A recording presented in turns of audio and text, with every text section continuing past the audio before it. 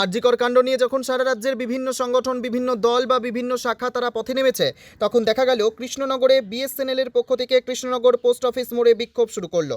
এই বিক্ষোভে উপস্থিত ছিলেন রাজ্য এবং জেলা সম্পাদক। তারা জানান, যতক্ষণ না দোষীদের শাস্তি দেওয়া হবে, পুরো ঘটনার তদন্ত হবে, ততক্ষণ বা ততদিন এই আন্দোলন চলবে। রাজ্যের নারীরা সুরক্ষিত নয়, আর এবার সুরক্ষার জন্য নারীদের আমাদের যত দূর যেতে হবে তত দূর যাব। তবে এই আন্দোলন আপাতত তারা জানান অনির্দিষ্টকালের জন্য চলবে।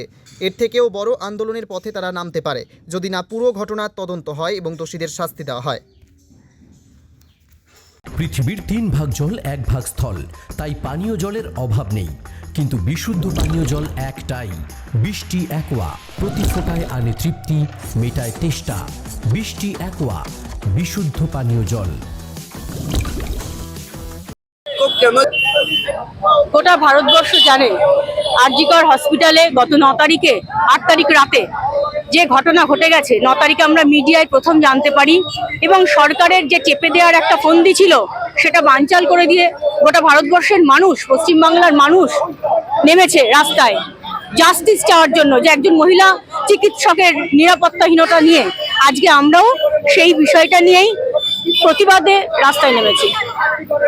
বিএসএনএল এর পক্ষ থেকে এমপ্লয়িজ ইউনিয়ন, আমাদের যে একটা যৌথ মঞ্চ আছে, কোঅর্ডিনেশন কমিটি, সেই কমিটির ডাকে আমরা আজকে রাস্তায় নেমেছি। বলুন, আমি শম্পা চাকি, ক্যাজুয়াল মজদুর ইউনিয়নের সার্কেল অফিস বেয়ারার।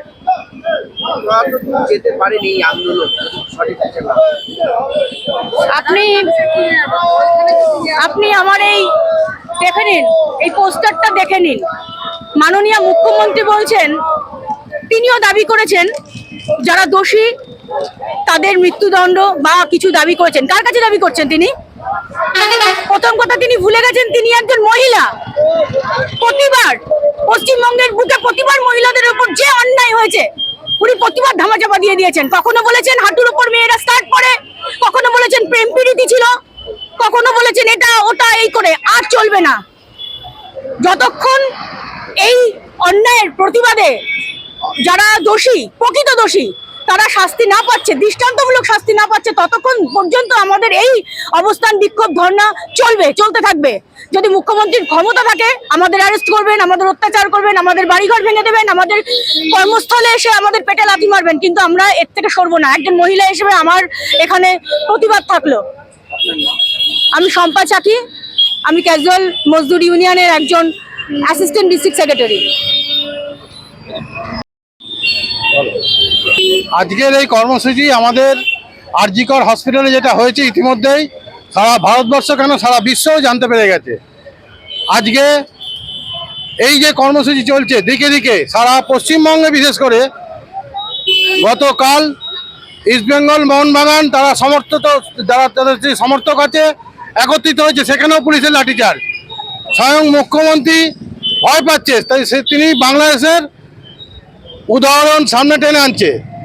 আজকে তৃণমূলের রাজ্যসভার সাংসদ সুখেন্দু শেখর রায় তিনি যে বক্তব্য রেখেছে, উনি এমন ভয় পেয়ে গেছেন, তাকে তার পশ্চিমবঙ্গের ঠ্যাঙাড়ে বাহিনী, পুলিশ বাহিনী দিয়ে তাকে ডেকে পাঠিয়েছেন।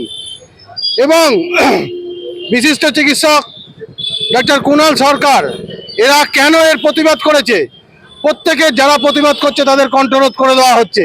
কিন্তু আমরা বিএসএনএল কর্মচারী, আমরা আজকে যে পথে নেমেছি, আমাদের এই আমৃত্যু এই প্রোগ্রাম আমাদের চলবে, আমাদের প্রতিবাদ চলবে। এটার থেকে আমরা দূরে সরে যাব না। পরবর্তীকালে আরও ভয়ঙ্কর আন্দোলন আমরা যাব। মাননীয় মুখ্যমন্ত্রী, আপনি জেনে রাখুন, আপনার যারা চটিচাটা আছে, সৌরভ গাঙ্গুলি, অমর্ত্য সেন, এরা সবাই আজকে সরকারের থেকে কিছু পেয়ে তাদের চটিচাটা শুরু করেছে। অমর্ত্য সেন এত প্রতিবাদী কণ্ঠ ছিল, জবরদখল, তার বাড়ি জমি পেয়েছে, সেই জন্য মমতার বিরোধিতা করা যাবে না। এদের প্রতিবাদে আমাদের এই বিক্ষোভ কর্মসূচি চলছে এবং আমরা আমাদের পশ্চিমবঙ্গের যে আন্দোলনের মুখ শুনতাম আজকে এতদিন মমতা বন্দ্যোপাধ্যায়, তিনি পর্যন্ত ভয় পেয়ে গেছেন আমাদের এই আন্দোলনের ফলে। এই আন্দোলন আমাদের চলবে, আমাদের এখন প্রতিদিন চলবে আন্দোলন।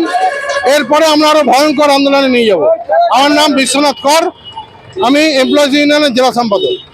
নদিয়ার সব থেকে বড় English medium school JRS public school প্রায় ৩৫ বিঘা জমির ওপর গড়ে উঠেছে বিশাল ক্যাম্পাস। নার্সারি থেকে শুরু করে উচ্চ মাধ্যমিক, ITI college, law college, BEd college, ভর্তি চলছে জেআরএস পাবলিক। ব্যালকনি বা সিঁড়ির রেলিং, মডিউলার কিচেন বা ড্রয়িং রুম, এক কথায় আপনার স্বপ্নের বাড়িকে করে তুলুন আরো সুন্দর। Chakdah ply centre, gorgeous look বা কোয়ালিটি সবেতেই number 1। Chakdah ply centre, Chakdah ply centre, KBM, Chakdah, Nadia. কোথায় ইনভেস্ট করবেন, কেন করবেন বুঝতে পারছেন না তো? সঠিক গাইডলাইন পেতে আজই আসুন নদিয়ার চাকদাতে নিবেদিতা প্রাইভেট লিমিটেডে। Nivedita private limited, marketing and distribution service. Chakdaha aluminium centre, ply, কাঁচ, laminates, kitchen fittings, door lock, window ও অ্যালুমিনিয়ামের খুচরো ও পাইকারি বিক্রেতা। চাকদা অ্যালুমিনিয়াম সেন্টার, পূর্বলালপুর 50 নম্বর রেলগেটের পাশে, চাকদা, নদিয়া। হোমওয়ার্কটা করেছো? হ্যাঁ স্যার। এ বাবা, ভুল করেছো কেন? চোখে কেমন ঝাপসা দেখছি, লিখতে আর পড়তে খুব সমস্যা হচ্ছে।